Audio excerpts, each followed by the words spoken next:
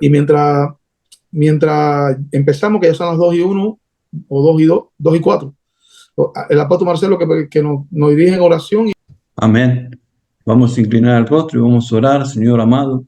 Estamos delante de tu presencia, Señor, en esta tarde, en esta noche, Señor. Venimos para adorarte, para aprender acerca de tu palabra. Te pido que en este momento estés tomando control, Señor, de todos los hermanos que están por entrar para estudiar, Señor, en esta escuela profética, Padre, en esta escuela de pastores, Señor, en el nombre de Jesús. Quiero pedirte que bendigas cada ministerio que está representado aquí en este lugar, Señor, en estos países, cada país, Señor, que bendigas, Padre. Te pido que bendigas al pastor José Enrique, que va a traer la palabra, Señor, en el nombre de Jesús, Señor, para edificar a tu pueblo. Señor, te pedimos que tú estés bendiciendo, Señor, las naciones, que estés bendiciendo cada pueblo, que estés bendiciendo, Señor, cada lengua, Padre, y que traigas el conocimiento de la verdad, de la libertad en Cristo Jesús. Señor, dejamos todo en tus manos, Señor. Atamos y sujetamos las fuerzas del enemigo, Padre, y la ponemos bajo de los pies de la iglesia, en el nombre de Jesús, Señor. Y soltamos del cielo bendición hasta que sobreabunde, bendiciones en la salud, bendiciones, Señor, en la economía, en el trabajo, bendiciones, Señor, de paz, para que caiga por completo estos rumores de guerra en el nombre de Jesús, Señor. Declaramos bendición para la gloria y honra de tu nombre, para la iglesia, Señor, en el nombre de Jesús. Amén. Bueno, hoy tenemos con la tercera clase, si no me equivoco, la cuarta, del pastor José Enrique. Es una bendición tenerlo a él, tremendo maestro. Él pronto estará en Cuba. Él pronto estará en Cuba. Si hay alguien que quiera mandar una ofrenda a Cuba, se puede poner en contacto con él a través de la Western Union. Cualquiera que quiera mandar una ofrenda a Cuba, nosotros vamos a dejarle una ofrenda. Él va a estar por nosotros aquí primero en Tampa y después se va a ir a Cuba. Va a estar con la hermana Berlín, con el hermano Jacinto y con 35 pastores en Cuba ministrando. Y él también va a llevar una unción poderosa de lo que Dios está haciendo en Europa para Cuba. Así que si hay alguien que quiera ofrecer algo, donar algo, estamos abiertos a recibir. Yo mañana lo estaré diciendo también en el Zoom de los jueves, que es el Zoom donde hay alabanza, donde canta y predica el apóstol Marcelo también. Bueno, vamos a pasarlo a él con la clase y bueno, esperemos que sea de edificación como siempre. Que Dios le bendiga. Bien, pues voy a compartir un poquito la pantalla, pero antes me gustaría escuchar alguna opinión o algo sobre lo que tengáis en la cabeza sobre la segunda venida del Señor Jesucristo. ¿Qué pensáis de eso? Si tenéis alguna idea distinta o parecida, o si queréis añadir algo, que lo hagáis ahora. Bueno, sobre la venida de Jesucristo son muchos temas, ¿no? Están los rumores de guerra, algunas personas creen en el arrebatamiento antes de o en el medio, puede ser también, ¿no? Como el rapto, antes de la gran tribulación. Y otras personas creen que va a llegar Jesucristo al final de todo y los que sobrevivimos vamos a ir al cielo con él. Yo soy de la parte que creo que él viene antes, ¿no? En el rapto, porque él dice en Apocalipsis 3, me parece, algo de 5 o 7, no sé, acerca de que él nos va a guardar, me parece que es versículo 10 de Apocalipsis capítulo 3, versículo 10. Él nos va a guardar de la ira. Entonces cuando ya está la ira, que habla de las copas de ira y todo que viene sobre la tierra, el Señor nos lleva. Eso es lo que yo creo, ¿no? Entonces sería interesante saber, ¿no? Esas cosas. Bien, bien. Pues nada, vamos a compartir la pantalla. Siempre respetando todas las posturas que pueden haber, porque hay de todo tipo de posturas. En cuanto a la segunda venida del Señor, vamos a hacer un repaso rápido de eso. Sería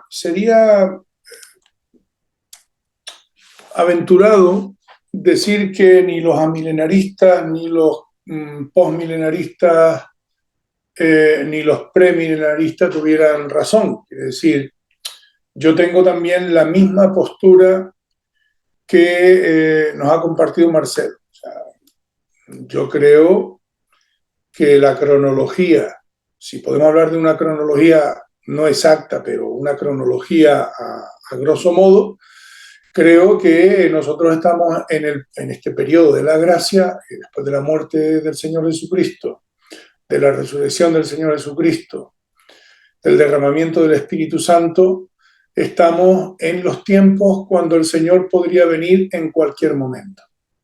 Sabemos que la palabra dice que Él no retrasa su venida como algunos la tienen por tardanza, sino que es misericordioso para que la gente se salve, la gente escuche el Evangelio.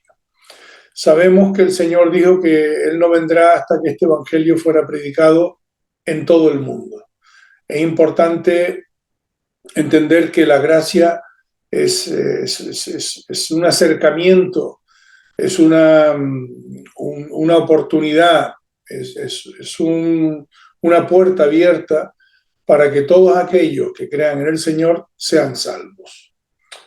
Este creer en el Señor y que sean salvos, que sería otro tema, pero bueno, puede tener algún tipo de recorrido también cercano, ¿no?, a lo que estamos hablando. Ya el otro día un hermano estuvo predicando de eso y me encantó. La gracia de Dios se ha manifestado para salvación. ¿A quién? A todos los hombres, ¿no? O sea, la salvación no es para los evangélicos. La salvación es para todos los hombres, para todos los seres humanos, donde ya no hay distinción de premilenaristas, milenaristas, postmilenaristas, evangélicos, católicos, ni nada. O sea, con esto no quiero entrar en una controversia. Lo que quiero decir con esto es que nosotros no somos dueños de Dios y nosotros no somos dueños tampoco del Evangelio. El Evangelio le ha sido dado a la Iglesia y todo aquel que invocar el nombre del Señor. Eso no quiere decir que yo estoy diciendo que el que es católico es salvo. No, yo no estoy diciendo eso. Yo estoy diciendo que el que cree en el Señor Jesucristo como su único Salvador, cree en el Señor Jesucristo y será salvo tú y tu casa. ¿Qué pensáis de eso? ¿Si me escuchan o...? Sí, sí te escuchamos, sí te escuchamos. Gloria a Dios. Bien, perfecto. Bueno, entonces... Sí, el que creen en el Señor Jesucristo serán salvos. Sí, salvos. Después los matices nosotros los podemos hablar, sí, pero... Claro, pero aunque la salvación es personal, pero es como algo que profético que está diciendo que mediante ti se puede convertir toda tu casa, ¿no? También. Sí, lo que yo intento decir con esto, lo que yo intento dejar claro para mi gusto, es que hay hermanos que no creen que va a haber un arrebatamiento tal como nosotros lo entendemos y que consideran que es simbólico, lo que dice Pablo, y hay hermanos que piensan que no es que va a haber un arrebatamiento en el sentido que nosotros lo entendemos, previo a la gran tribulación, sino que piensan que va a haber una gran tribulación y la iglesia va a pasar por ella y que al final vendrá el Señor y nos salvará a todos finalmente. Después hay otros que piensan que habrá, que ni siquiera habrá una gran tribulación, sino que eso ya lo hemos vivido y lo estamos viviendo. Que realmente la gran tribulación ha sido un proceso a lo largo de toda la historia, después de la muerte y resurrección de Cristo, el derramamiento del Espíritu Santo, digamos que no va a haber todo esto de los sellos, de las copas, de las trompetas, de los 4 jinetes del Apocalipsis, que está dentro de también, pues, bueno, de todo el tema que habla el Apocalipsis sobre los sellos, creo que es, ¿no? Los sellos, cuando aparece en Apocalipsis el tema de los 4 jinetes del Apocalipsis, el que conquista, la guerra, el hambre, la muerte, el martirio. Bueno, en cuanto al martirio, ellos piensan que ya ha habido martirio a lo largo de toda la historia cristiana y que, por lo tanto, el Señor podría venir en cualquier momento porque ya para ellos todo eso se ha cumplido, ¿vale? Y se sigue cumpliendo. Bueno, es una postura. ¿Qué pasa? Que ahora esa gente que como creen de esa manera no son cristianos. Pues claro que son cristianos. Lo único es que ellos hacen una interpretación de la apocalíptica y de la escatología distinta a nosotros porque tienen una serie de argumentos fundamentados también en algo, en una parte de la escritura, y por eso nosotros no tendríamos que ser muy dogmáticos, ¿no? Muy dogmáticos, o sea, como pastores, como pastores. Obviamente, yo cuando enseño a la gente en mi iglesia, les digo claramente cuál es la interpretación bíblica que yo tengo, y es la que yo voy a dar aquí también. Entonces, para mí, yo soy premilenarista, yo creo que el programa de Dios está establecido en la Escritura de forma clara. Yo creo que la primera resurrección, la resurrección de entre los muertos, es la bendita esperanza, y Pablo dice que el Señor no vendrá, hablando de la segunda venida, ¿no? La segunda venida, la parousia, es todo un programa, como dijimos el otro día. Es un programa como si fuera una obra de teatro en distintos actos. Pero todos los actos se llaman la segunda venida del Señor o la parousia. O sea, cuando a veces se dice cuando Él venga, se está refiriendo al arrebatamiento, ¿no? Y cuando Él venga se está refiriendo también en otras escrituras, según el contexto, a cuando el Señor venga a establecer su reino milenial sobre la tierra y destruirá a todos los enemigos. Entonces, tenemos que tener en cuenta eso, ¿verdad? Ahora, vamos a hacer un repaso de esas escuelas que hay, de lo que se piensa, y algunos versículos tal vez sea una base que no la dimos el otro día porque lo daba por sentado, ¿no? Yo lo daba por sentado. Tampoco hemos leído Mateo 24, Lucas 13, no hemos leído las Tesalonicenses, no hemos estado leyendo de Pedro lo que él habla de la segunda venida del Señor, no hemos leído el Apocalipsis, porque como estoy entre líderes principales y pastores, entiendo que algo saben, ¿no? Y entonces he leído una parte de esa escritura. Pero vamos a hacer un repaso así como muy rápido, y porque yo lo que quería en esta clase de 4 clases era un poco hablar de eventos inaugurales que están ocurriendo en el mundo que traen luz a lo que dice la palabra de Dios. Sabemos que la palabra es la luz, pero nos ilumina lo que pasa en la sociedad. Por eso Spurgeon decía que un buen pastor debe de leer dos tipos de lectura. Una, la lectura de la palabra de Dios, que se escribió hace alrededor de 1900 a 2000 años, ¿no? El último libro de la Biblia hace 1900 años, el año 100 más o menos, que es el Apocalipsis. Y luego nosotros tenemos un abismo cultural, un abismo de desarrollo humano entre la época del Nuevo Testamento y nuestra época. Eso fue lo que dijimos en la clase de homilética. O sea, hay que aprender a cruzar este puente. Si no haces la exégesis, entonces cruzas el puente, pero lo cruzas con la mentalidad y la cultura de hace 2000 años. Lo tienes que cruzar siendo un experto en esa cultura, en esa realidad, pero tienes que hacer el puente para venir al siglo XXI y poder hablar desde el siglo XXI de cosas del siglo cero, del primer siglo. Entonces, vas a algunas iglesias y es como si estuvieran en el primer siglo. Pero no estamos en el primer siglo, estamos en el siglo XXI. Y entonces podemos convertir la iglesia en un gueto porque nosotros nos dedicamos a ser fanáticos cuando Dios no quiere que seamos fanáticos, quiere que seamos radicales, eso sí, pero no fanáticos. Entonces, si yo hablo y digo cosas pero no puedo casarla con lo que está pasando hoy sobre los acontecimientos finales. Tengo que ser entendedor de los dos momentos, ¿no? Y para eso tengo que leer, tengo que estudiar, tengo que observar, tengo que mirar, tengo que tomar nota, ¿no? Tengo que ser humilde y poder decir, bueno, aquí hay otras posturas, pero yo con la palabra de Dios en la mano puedo demostrar que mi postura es la que es más acertada, según yo, ¿no? Si alguien quiere hablar, me puede interrumpir, no pasa nada.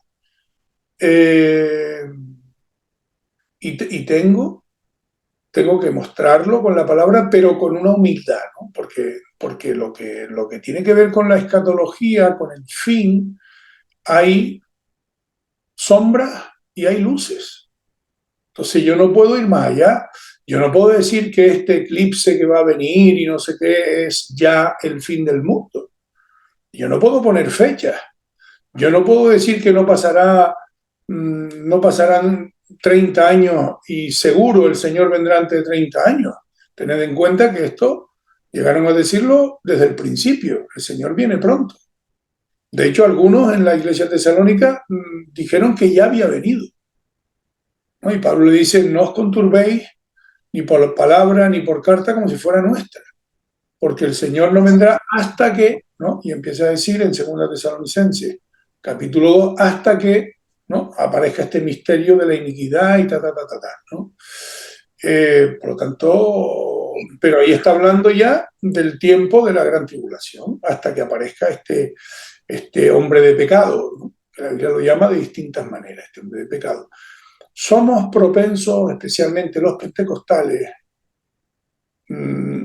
tal vez no nosotros los que estamos aquí, pero a veces oyes a personas, es que es igual con todo, ¿no? Con todo, el ser humano puede ser extremista con todo, puede ser extremista con todo, puede ser extremista con el sexo, puede ser extremista con las drogas y puede ser extremista con la religión. Entonces los fanáticos dicen cosas y hacen cosas que no son verdad y que hacen daño, ¿no? Y que destruyen. O sea, cuando ustedes oigan gente así, uno tiene que ir a la palabra verdadera y decir, bueno, esta persona está diciendo una cosa que contradice absolutamente el principio bíblico de interpretación de los tiempos finales. Y es que una de esos principios es que nadie puede saber el día ni la hora. Pues lo dice Jesús. Jesús dice, nadie puede saber el día ni la hora. ¿Cómo puedo yo entonces atreverme a poner fechas? ¿Comprenden?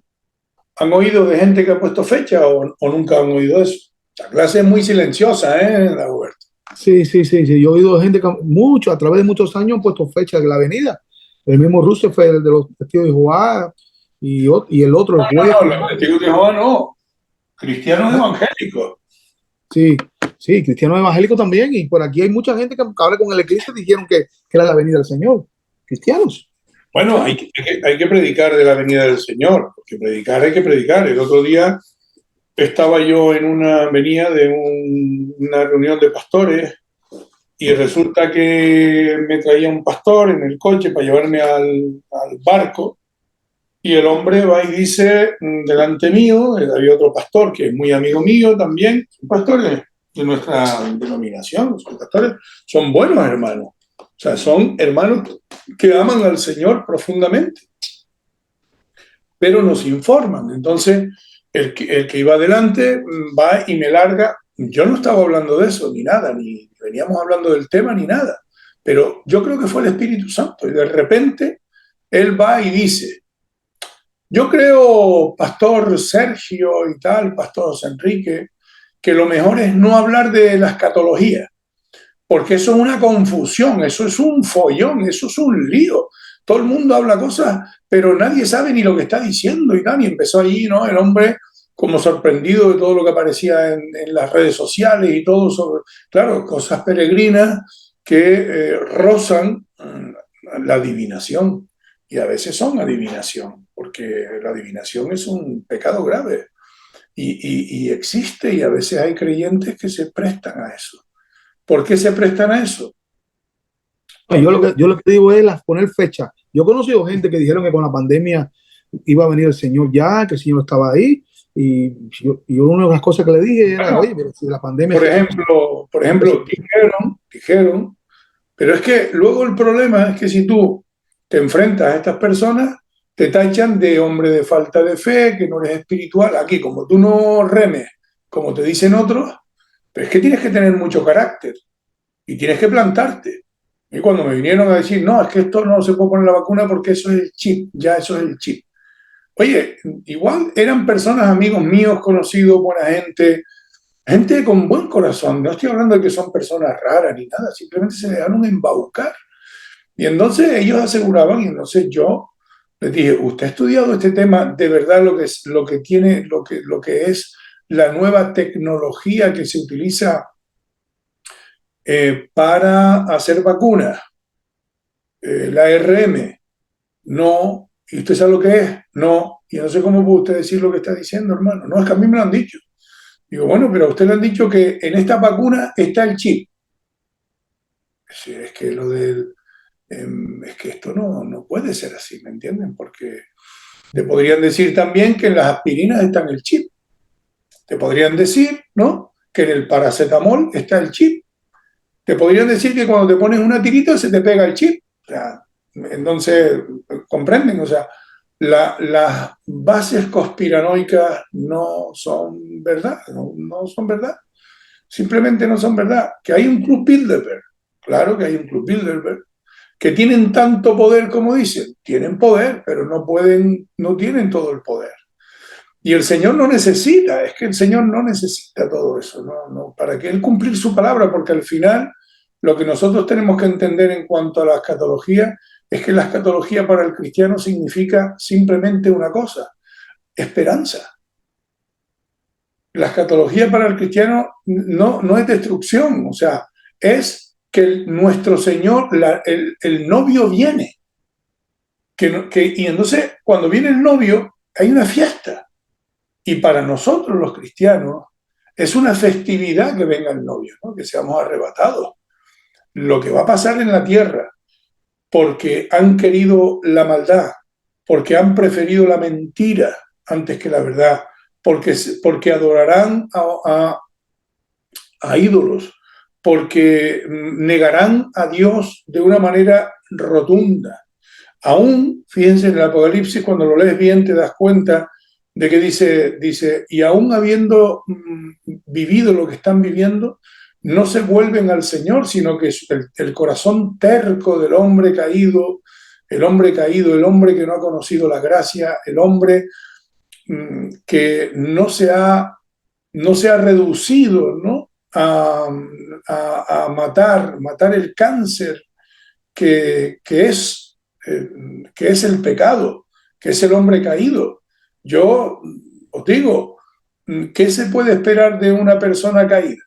A mí cuando alguien me dice, no, es que el pastor tal cayó y tal, pues yo qué puedo esperar yo de un ser humano.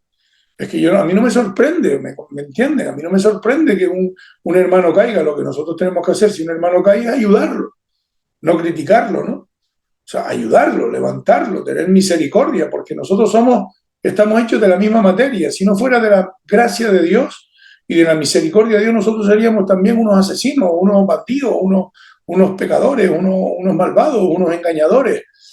Entonces, nosotros hemos sido llamados a la luz y hemos sido llamados a la bendición y a la gracia. Entonces, nosotros estamos esperando al Señor como algo festivo, como algo alegre, como algo gozoso. Nosotros no tenemos miedo, no tenemos que tener miedo. Dice, no temáis, la pequeña. A vuestro Padre le ha placido salvaros. Entonces, él dice que, tal como dijo Marcelo, el Señor nos librará de la hora mala que viene sobre este mundo. Y claro que hay distintas posturas, pero bueno, nosotros tenemos la que creemos que es la que cree la gran mayoría de la... Hay textos apocalípticos en el Antiguo Testamento. Vamos a echar un repaso rápido encima, ¿no? Daniel 7 describe la visión sobre las cuatro bestias y la venida del Hijo del Hombre, indicando eventos apocalípticos y el establecimiento del reino de Dios. Al fin del día, lo que el Señor va a establecer es su reino. Su reino está operando en el mundo. Está operando, él lo dijo, el reino de los cielos se ha acercado y ya está entre vosotros. Ya está, pero está creciendo, está avanzando hasta que se cumpla, hasta que se complete, ¿no?, en la segunda venida del Señor. La parousia. Daniel 12, del 1 al 4, profetiza sobre un tiempo de angustia sin precedentes, la resurrección de los muertos y la separación entre los justos y los impíos. Isaías 24, 1 al 23, estos son hechos escatológicos. Contiene una profecía sobre la destrucción de la tierra, el juicio divino y la restauración final. Joel 2.28 anuncia el derramamiento del Espíritu Santo y eventos cósmicos como precursores del día del Señor. Ya sabemos que el día del Señor se refiere a su segunda venida. Zacarías 12, del 1 al 14, 9, presenta visiones apocalípticas sobre la protección divina de Jerusalén, el arrepentimiento de Israel y la victoria final de Dios sobre las naciones. Gog, Magog y todo eso. En Malaquías profetiza sobre el día del Señor y destaca la venida del sol de justicia y el papel de Elías antes de ese día. Luego, en el Antiguo Testamento, una continuación, en Ezequiel 38 y 39, describe la batalla futura entre Gog y Magog, con implicaciones apocalípticas y el juicio de Dios sobre las naciones. Isaías 13 pronuncia el juicio sobre Babilonia y utiliza un lenguaje apocalíptico para describir la destrucción y el caos. Jeremías anuncia el juicio divino sobre todas las naciones en el día del Señor. Bueno, un juicio de Dios, los juicios de Dios vienen sobre la tierra. Pero también hay un juicio previo, que es el juicio de los creyentes. Aquí no nos va a dar tiempo a hablar de todo eso, pero es muy interesante. Amós profetiza sobre un día de oscuridad cósmica y hambre espiritual como consecuencia del juicio divino. Obviamente, esta oscuridad cósmica puede tener que ver con una guerra nuclear de baja escala y que oscurezca la atmósfera sin ningún problema. O sea, en la época de Amós, en toda la época del Nuevo Testamento, en toda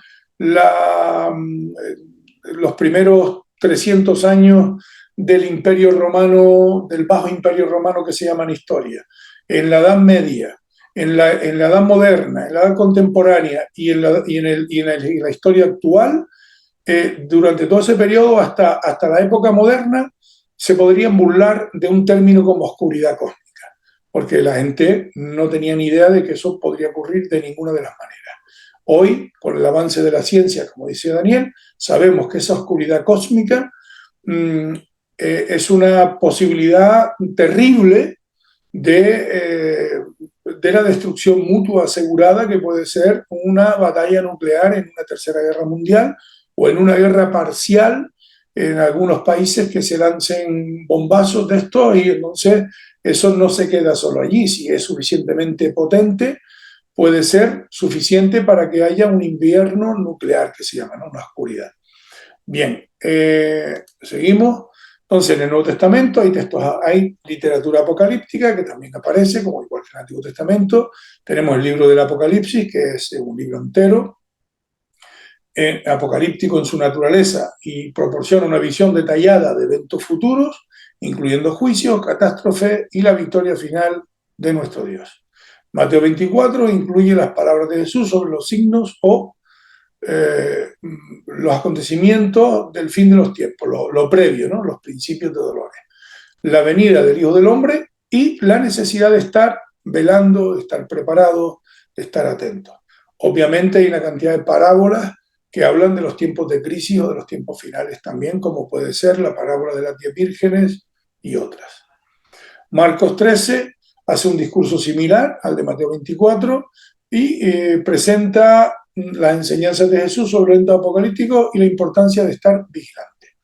Lucas 21 contiene el relato de Jesús sobre la destrucción del templo y sus enseñanzas sobre los acontecimientos del fin de los tiempos, que obviamente el orgullo humano, que es el que se describe en la capacidad humana de construir una civilización que sorprenda, que asombra, ¿no? La palabra asombro es una palabra muy importante. Ser capaz, ya la humanidad está preparada psicológicamente para la venida del Señor, ya la humanidad no tiene capacidad de asombro. no le sorprende casi nada que se lancen misiles, que pase lo que pase, que haya muerte, que los políticos sean unos sinvergüenzas, que tengan que tener cuidado del vecino porque no te puedes fiar de nadie. O sea, esto ya está implantado en el mundo. Esta desconfianza, este espíritu de mentira, está operando de una manera como nunca antes ha ocurrido, según segunda de Timoteo, capítulo 3, que describe el carácter perverso de las generaciones finales, ¿no? Ese carácter perverso que estamos viendo y que está arrasando por todo el planeta, aún en las culturas más tradicionales, en las partes de civilización, de mayor civilización, esto está ocurriendo de una manera terrible, ¿no? Digamos que es como si fuera simbólico, sería una oscuridad que está llenando la tierra, ¿no? Aquello de que si el Señor no viniera pronto, el amor de muchos se enfriará a causa de la maldad. La maldad se aumentará tanto que el amor de la gente se enfriará, ya no confiará, la falta de confianza. El control que se establece sobre todo el planeta por distintas razones, que luego a ver si nos da tiempo de verlo, pero esto también es una señal clara de que el Señor, la venida del Señor está más a las puertas que nunca y de una manera que ya sorprende que el Señor no haya venido. O sea, las cosas están tan adelantadas que, que olemos a arrebatamiento, ¿no? Lucas 21 contiene el relato de Jesús sobre la destrucción del templo y sus enseñanzas sobre los acontecimientos del fin de los tiempos. En el Nuevo Testamento también, en 1 Tesalonicense, conocido como el pasaje sobre el rapto, este texto habla acerca de la futura venida de Cristo, pero para arrebatar a su iglesia. Es, digamos que el primer acto escatológico para mí es la propia resurrección de Jesús. Es un acto escatológico. Hablando del fin de los tiempos. ¿Por qué? Pues que es primicia de los que durmieron. Pablo dice, si creemos que Jesús resucitó, o sea, no solo que resucitó, sino cómo resucitó. Resucitó para no morir más. Resucitó con un cuerpo glorioso, poderoso, inmortal, con un cuerpo celestial, y era Él. O sea, cuando le reconocieron, cuando le vieron, reconocieron que era Él. Pero tenía un cuerpo espiritual celestial, aunque era un cuerpo físico. Cristo resucitó físicamente. Una de las grandes controversias en el primer siglo y más adelante también es si el cuerpo era importante o no, ¿no? El gnosticismo. Entonces, aquí lo que entendemos es que la resurrección del cuerpo es esencial en la teología bíblica, en la escatología. El cuerpo que está enterrado y deshecho será recuperado, pero será transformado, será transformado. Y eso es lo que Pablo le dice a los tesalonicenses, les da la esperanza bienaventurada, le dice, estamos esperando este acontecimiento, no os preocupéis por los que han muerto, ellos resucitarán, de hecho, resucitarán primero, y entonces nosotros iremos con él y seremos reunidos con el Señor en el aire, tanto los que han muerto creyendo en Jesucristo como nosotros. Segunda Tesalonicense, capítulo 2, aborda eventos que preceden a la venida de Cristo, más que nada aquello de los 1260 y 1260 días, las dos partes en las que se divide esos 7 años de la gran tribulación, incluyendo la manifestación del hombre de pecado y la apostasía. En segunda de Pedro, capítulo 3, versículo 10 al 13, se describe la destrucción del mundo por un fuego que la descripción es lo más parecido a Nagasaki e Hiroshima, ¿no? Como ya dijimos, no hay futuro después de Hiroshima. El ser humano lo sabe, la sociedad lo sabe y los creyentes también lo sabemos. Entonces, la destrucción por fuego y la promesa de un nuevo cielo y una nueva tierra. Primera de Juan 2:18 hace referencia también a la venida de los anticristos, ¿no? Como un signo del fin de los tiempos. Una negación de Dios, un anti-Dios, anti-Jesús que hay en el mundo. Judas 1:14 al 15 menciona la venida del Señor con sus santos para ejecutar juicio sobre todos los impíos. Luego,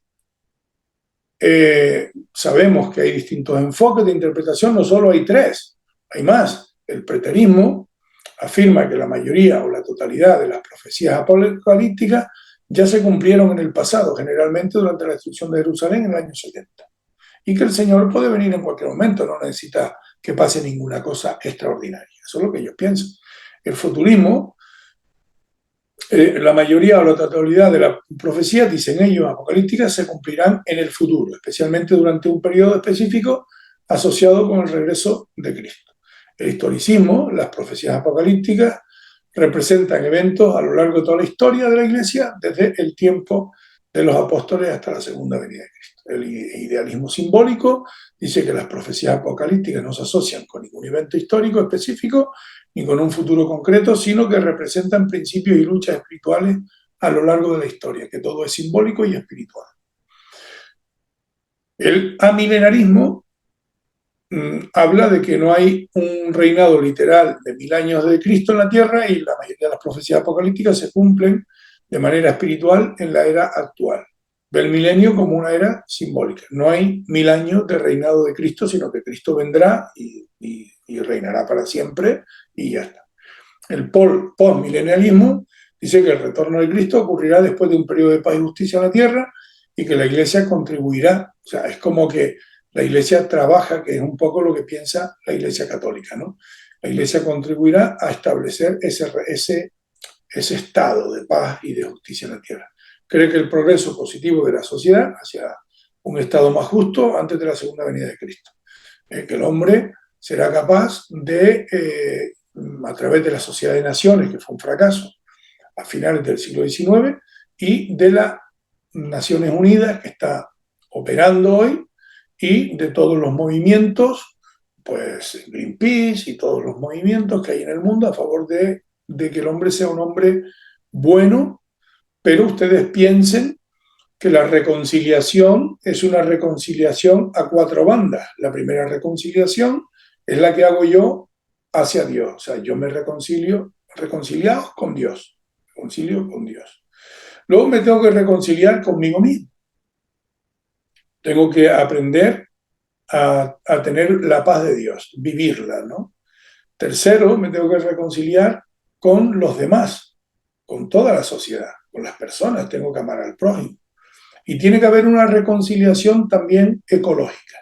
Tengo que reconciliarme con el medio, tengo que ser capaz de redimir, ¿no? De redimir, o ser parte de esa redención. En ese sentido, el cristianismo es un cristianismo redentor. Es verdad que es un cristianismo redentor.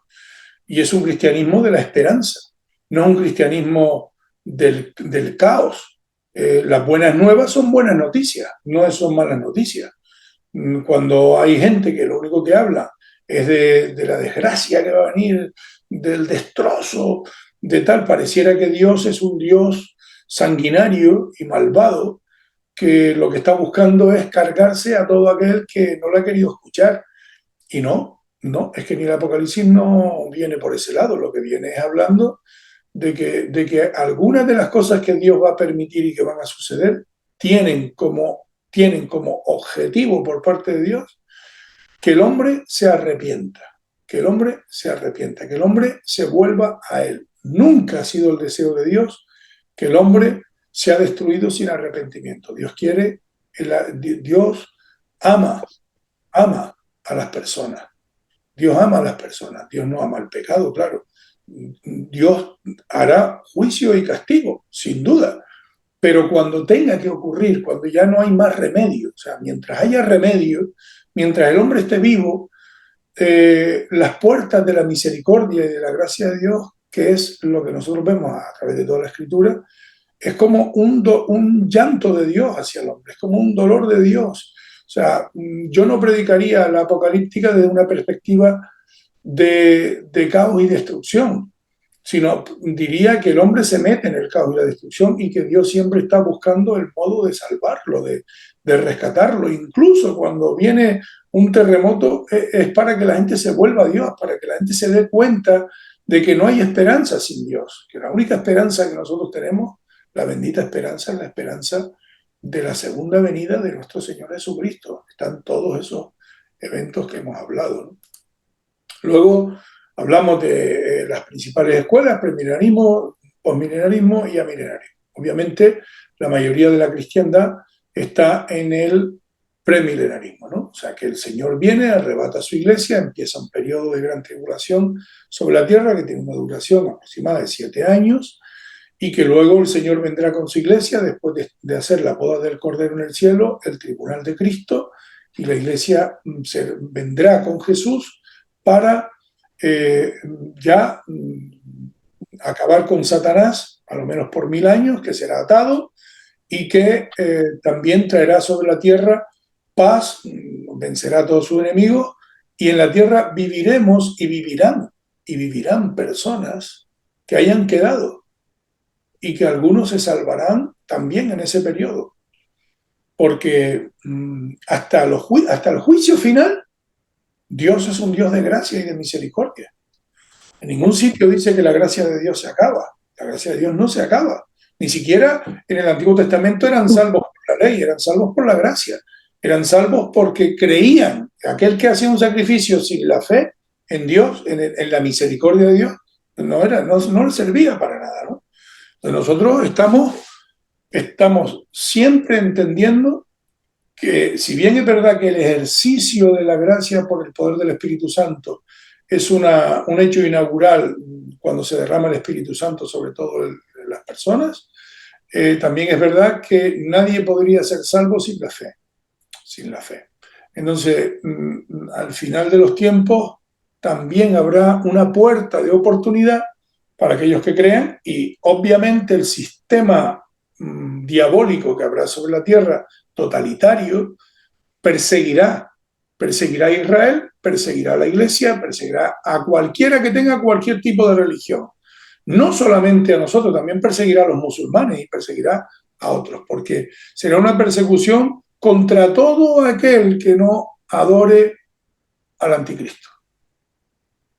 Será una persecución también de los musulmanes, que seguramente se volverán a Dios de forma auténtica, ¿no? A Cristo, que es el único que puede darle salvación. Será, de alguna manera, yo entiendo que va a haber, a la misma vez que como en China hay una represión hoy y hay un totalitarismo, que podríamos hacer un paralelismo entre un anticristo, pues lo que se vive en los países totalitarios de corte comunista es un totalitarismo parecido a la Gran Tribulación. O sea, eso es una persecución terrible, local, no global, porque no pueden, pero será un día global, ya será global. Entonces, de hecho, ya el mundo se ha ido hacia ese lugar, ¿no? Nosotros, por primera vez en la historia, después de 7, 8 mil años de historia humana, el hombre pasa de ser un hombre rural y local a ser un hombre urbano y globalista. Entonces, las sociedades hoy son globalistas. Sí, queda algo por ahí, pero eso que queda se lo van cargando. O sea, por ejemplo, hoy el monocultivo, el cultivo de un producto, una gente que tenga ahí una tierrita y tal, o 2 cabritas, eso se lo ponen imposible. De hecho, en Europa se distribuyó, ¿no?, el tema agrícola y el tema ganadero. Se dijo, en España no podéis tener sino una cuota de vacas reducida, porque las vacas van a estar en Irlanda y van a estar en Holanda y van a estar en estas tierras que allí se dan mejor que aquí. Y España va a producir, yo qué sé, pepino y tomate, pero no puede producir cebollas y no sé qué. Y eso se hizo en Europa, ¿no? Entonces, ¿y por qué? Pues porque los grandes terratenientes son los que tienen, se ha globalizado y se ha hecho un sistema alimentario dependiente. Entonces, la dependencia que hay de los chinos con los americanos con los chinos, de Latinoamérica con los chinos, con los americanos, con no sé qué, porque claro, ahora aquí en Canarias, si no hubiera la globalización, nosotros nos moriríamos de hambre. Teníamos que irnos al pasado, a que todo el mundo tiene un terrenito pequeño con unas cabritas, con unas vacas, hace su queso, etc.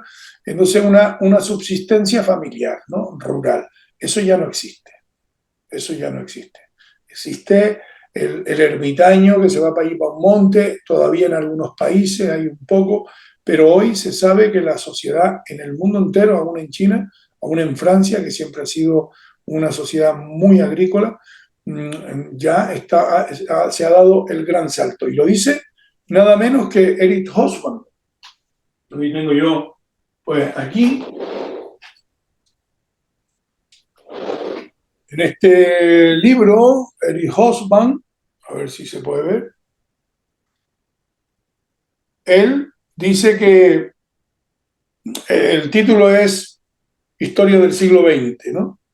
Entonces, él dice, después de 8.000 años,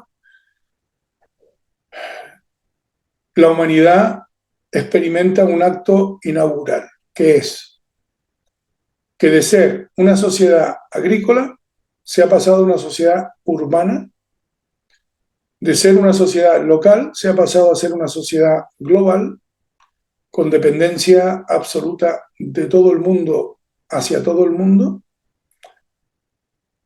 y es un hecho sorprendente, dice, de un plumazo, por primera vez en la historia de la humanidad, aparece este fenómeno, el fenómeno de la dependencia alimentaria de terceros, y donde hoy ya un país no se puede aislar y decir, pues ahí tenéis a Cuba, por ejemplo. Cuba está aislada, ¿no? ¿Sí o no, Dagoberto? Sí, sí, más o menos, sí, está aislado. Cuba, no, más o menos no, Cuba está absolutamente aislada. O sea, yo estuve hablando con un médico cubano y me dijo, José Enrique, yo voy allí todos los años, yo soy cubano, que de hecho es mi médico, y me dijo, allí no hay nada, allí se Bueno, consiguen cosas, pero se ahí, consiguen a un precio carísimo y, o sea, quiere decir, ningún país puede vivir por sí solo a día de hoy sin depender de la producción de otros países. Ninguno, ni aunque solo entonces sería un país que tan primitivo, ¿entiendes? Porque no podría producir sus propios teléfonos, no podría producir sus propias lámparas. ¿Por qué? Porque el país, la tierra, no tiene los elementos necesarios para hacerlo. No los tiene. ¿Puede comer? Sí, si la tierra le da comida, sí. Pues si viene una plaga, por ejemplo, agrícola, pues se queda sin comer y no puede comprar afuera, porque nadie le vende. Entonces, no, por eso el sistema del anticristo es un sistema que se llama a grito, está ahí, ¿no? A las puertas. Entonces, aquí hay unas tablas que es la que nosotros defendemos, que es el arrebatamiento de la iglesia, la gran tribulación, el milenio y el estado eterno. Y después están los que dicen que en medio de la tribulación la iglesia será levantada. Bueno, a mí me da igual, porque en el fondo tampoco es que la diferencia sea grande, porque la hora de la prueba sobre este mundo, la parte más dura, será la parte final, la segunda mitad de la gran tribulación, ¿no? Bueno, y luego pues todos los acontecimientos en el cielo, el tribunal del poder del Cordero, el estado eterno, la eternidad, y estaremos. Lo importante es saber que todas las escuelas de escatología creen lo mismo, creen que Jesús vendrá. sí. Todas creen lo mismo, todas creen que la parousia es una realidad y que Jesucristo vendrá. No piensan que, por ejemplo, todo esto de la escatología no sirve. No, están diciendo, mira, yo no creo que va a haber un arrebatamiento, pero creo que mire con el Señor cuando Él venga. O sea, creen en la venida del Señor. ¿Entiendes? Ya entonces, si no creyeran en la segunda venida del Señor, sería una secta. Sería una secta. Pero luego, la cronología exacta, el detalle, que si el tribunal de Cristo, que si la poder del Cordero, si nos sentaremos alrededor de una mesa y no sé qué, si habrán más trompetas o menos, si esta trompeta pertenece a esta parte o a aquella, ese tipo de interpretaciones no debería de sorprendernos ni de dejarnos inquietos. Lo más importante aquí es entender que Cristo viene y todos lo creemos que Cristo viene. y que los acontecimientos se están acelerando y se está viendo a pasos agigantados que Él viene pronto. Creo que esto sería, si hubiera que hacer un resumen, es que Cristo viene, que la iglesia anhela su venida, porque su venida es la gran bendición para la iglesia, y por eso Pablo decía, para mí el vivir es Cristo y el morir es ganancia. O sea, irme con el Señor, irnos con el Señor, es una fiesta, es una bendición. Nosotros no tenemos que preocupar más que de predicar que aquellos que no se van con el Señor, que no serán los que han creído en el Señor, sino los que no han creído. Aún hay gente, yo tengo gente que viene a mis cultos, o a los cultos donde yo predico, que no han creído en el Señor, o sea, no le han entregado su vida. Vienen, tienen una fe como la que tiene el diablo, o sea, creen y tiemblan, creen que Dios es verdadero, creen que es verdad lo que dice Dios, pero ellos no le han entregado su vida. ¿Entienden? Entonces no son salvos, no son salvos. ¿Por qué? Porque no han creído. Entonces, el día que ellos crean, el día que se entreguen al Señor, entonces serán salvos, ¿no? No le podemos poner más condiciones, ninguna más condición. Si usted cree en el Señor Jesucristo, será salvo. ¿Estáis de acuerdo? Desde el momento que nosotros digamos, no, sí, pero eso, pero también, entonces ya le estamos añadiendo a la gracia de Dios un pero, ¿no? O un también. Estamos diciendo, Dios no tiene razón. Es que la salvación no depende de ti, sino depende de que yo haga esto y haga aquello. No, eso tiene que ver con el andar con Dios, con el tribunal de Cristo, con las buenas obras, pero no tiene nada que ver con el hecho salvífico mismo, concreto de que tú seas salvo. Bien, por hoy lo terminamos y entonces ya, la próxima semana, Dagoberto, si quieres, pues vamos a terminar y seguimos aquí donde lo dejamos y vamos a entrar un poco en algunos detalles de los que yo venía hablando. Porque claro, si entramos en un estudio del libro del Apocalipsis sería otra cosa, ¿no? ¿Entienden? Aquí estamos dando a grandes trazos temas que tienen que ver con la escatología. Pues que Dios les bendiga y dejo al maestro Dagoberto a cargo de... Bueno, yo siempre que dirige este tiempo es el doctor Oscar, pero hoy él un poquito entró un poquito tarde porque estaba ocupado. A mí me interesó mucho esta clase, ¿sabes? Y he estudiado un poquito sobre todos estos que hablaste de todas las creencias que hay. Y bueno, yo he estudiado el libro de Mateo 24 y creo mucho también, yo personalmente creo en la primera parte del preterismo, cuando afirma que la mayoría de la totalidad de las profecías se cumplen después de la destrucción de Jerusalén. ¿Por qué? Porque hay versículos que lo dicen. Estarán unos en los montes, huyan a los montes, dice el versículo 17 de Mateo, porque vendrá destrucción repentina, Jerusalén fue destruida, ellos huyeron a los montes y huían de Judea y bueno, fue una destrucción que no dejaron en el templo, sacaron piedra sobre piedra, como se cumplió la profecía en el año 70 después de Cristo. Ahora, la base de lo que dijiste es interesante. Sea una cosa, sea otra, sea la otra, Cristo viene pronto. Cristo viene pronto, Cristo se acerca, está muy cerca. Y yo creo que muchas profecías se han cumplido, creo yo, en la Biblia. Estamos viviendo esto de guerra, terremoto, hay alguien por ahí hablando. Y que también se cumplió muchas cuando vino la destrucción, cuando los romanos entraron a Jerusalén y dijo, hay de los que están en cinta. Claro, ninguna mujer puede correr con la barriga inflada por los montes. Hay de los que están en cinta, hay de los que están amamantando. Hubo destrucción, tuvieron que correr a los montes, tuvieron que correr porque los romanos arrasaron. Imagínate, abrían las barrigas de la mujer a ver si había monedas de oro. Y la piedra del templo la destruyeron, la demolieron, porque pensaban que los judíos escondían oro ahí. Ocurrieron y corrieron, y hay los que estuvieron en invierno, si vendría. Eso se cumplió en el año 70 después de Cristo.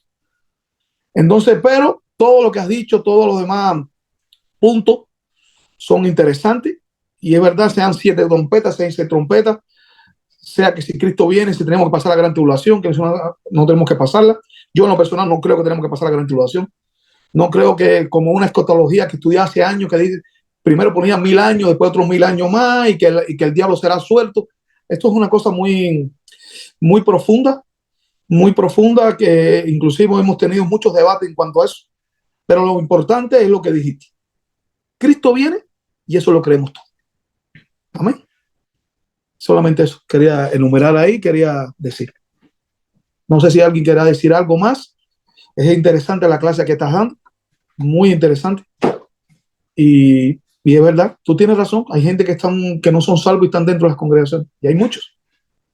Yo tengo aquí gente que está empezando en la iglesia. Tengo aquí un hijo y un hombre que viene porque me quiere, soy su amigo, pero todavía no tengo un encuentro con Cristo. Y vienen a la reunión, oyen la palabra y todo, aceptan una palabra, aceptan un consejo, pero que tengan una experiencia, porque por los frutos dice la Biblia que los conoceréis. Todavía no tienen una experiencia con Cristo verdadera. Y yo espero que un día, él estaba ahorita visitándome aquí, yo espero que un día él tenga un encuentro profundo con Dios. Y así están llenos muchas congregaciones, gente que viene, pero bueno, al menos oye la palabra y la fe viene por el oír, ¿no? El oír la palabra. Y eso es importante. Bueno, no sé, ya estamos acabando. Qué buena clase. La semana que viene tendremos otra clase. Y yo no sé si el doctor Oscar quiere decir algo ahí. Quiere despedir el doctor Oscar este tiempo. Y bueno. Muchísimas gracias. Sí, muchísimas gracias. Pues hay mucho que puedo yo decir, ¿verdad? La clase ha estado muy, muy interesante. Y de lo último que dijiste, Dagoberto, acordémonos un punto, que Cristo tuvo discípulos secretos. José de Arimatea, ya de último se dice que era un discípulo secreto de Jesús. Entonces hay gente que la escritura dice que con el corazón se cree para justicia, pero con la boca se confiesa para salvación. Entonces yo creo que la gente que llega a la iglesia, hay gente que en su corazón ya recibió a Cristo. Solamente le hace falta una declaración pública, ¿verdad? Confesarlo públicamente. Entonces nuestra labor es cada servicio, cada reunión en el templo, pues hacer el reto de que reciban a Jesús. Porque a nosotros nos pasó un caso de un diácono, un diácono, que se hizo la invitación a aceptar a Cristo y él pasó adelante y le dice el pastor, ¿y vos qué estás haciendo aquí? No, dijo, si yo vengo a aceptar a Cristo, yo no he aceptado a Cristo, dijo. Pero era diácono y tenía todas las formas de cristiano, cantaba como cristiano, hablaba como cristiano, servía como cristiano, pero no, o sea, él en su corazón ya tenía Cristo, pero le hacía falta una confesión pública, porque cuando viene la confesión pública, entonces ahí viene la revelación. Amén. Y lo que dijo el pastor de los 1000 años, a mí me dejó un poquito así confundidito. Yo sé que entré tarde por ciertas situaciones, pero Apocalipsis 26 dice, y lo leo, dichosos los que tienen parte en la primera resurrección, pues pertenecen al pueblo santo. La segunda muerte no tiene ningún poder sobre ellos, sino que serán sacerdotes de Dios y de Cristo y reinarán con él 1000 años. Entonces hay un periodo de 1000 años donde Cristo reina. Bueno, ahora yo pregunto, porque como entré tarde, tal vez agarré mal la idea. ¿Eso es espiritual o literal? ¿Cuál era la explicación ahí? Gracias. Para mí es absolutamente literal. Ok, muy bien. Gracias, solamente. Pues solamente eso. Sí. Ok, perfecto, perfecto, perfecto. Pues mis amados, ya que me dieron la oportunidad de terminar, muchísimas gracias a todos. Realmente esta plática, esta enseñanza es muy interesante. Yo les sugiero algo, amarrémosla o enlacémosla o contextualicemos la enseñanza del pastor Enrique con la enseñanza anterior que ha dado el pastor Oscar Hernández, que también nos ha hablado de aspectos escatológicos, solamente que Oscarito Chulo, mi lindo tocayo, es un poquito más más escritural, ¿no? Que Primera Tesalonicenses no sé qué, y que Romanos no sé cuánto, y que Apocalipsis, ya saben cómo es el estilo, ¿verdad? Pero si encajamos a los dos, vamos a sacar una cosa muy, muy preciosa, muy linda, ¿ok? Así que, pues, ¿qué les digo? Bendiciones para todos, y mi recomendación siempre es, vivamos hoy como que Cristo fuera a venir hoy, pero planifiquemos nuestra vida como que el Señor viniera en 1000 años. Y eso nos dejará siempre ser fructíferos, siempre dar mucho fruto y siempre ser prósperos en todo aspecto. Amén. Así que oremos, amados. Padre, en el nombre poderoso de Cristo Jesús, gracias, Señor, por esta apertura de tu palabra. Gracias por el pastor Enrique, Señor, que nos abre el entendimiento, Señor, y por el siervo Oscar Hernández también, Padre, que nos ayudan, contribuyen a que, Señor, pongamos entrega, interés y entusiasmo acerca de los acontecimientos ya no futuros, sino actuales, Padre Santo. Gracias. Gracias, Señor, por cada uno de los que aquí hemos estado. Padre, bendice a cada uno, Señor, y permítenos vivir cada día como que tú vinieras hoy, pero planificar nuestra vida para tener éxito como si tú fueras a tardar 1000 años. En el nombre de Cristo Jesús, Padre, amén, amén y amén. Amén, mis amados. Buenas tardes, buenas noches. Muchas gracias. Muchas gracias, José. Un abrazo. Muchas gracias, José. Dios le bendiga. Abrazo. Chao, bendiciones. Padre Jesús, Dios les bendiga. Chao, chao. Bendiciones, el profeta. Dios bendiga. Luyané, bendiciones, todos los hermanos de todos los lugares. El pastor, nuestro amigo Pastor Juan Diego, un abrazote grande, amigo. Dios le bendiga a cada uno de ustedes, Pastor Pancho, todos los hermanos de aquí, Reina, Inglaterra, todos los que estamos ahí, la pastora Ana de Alicante.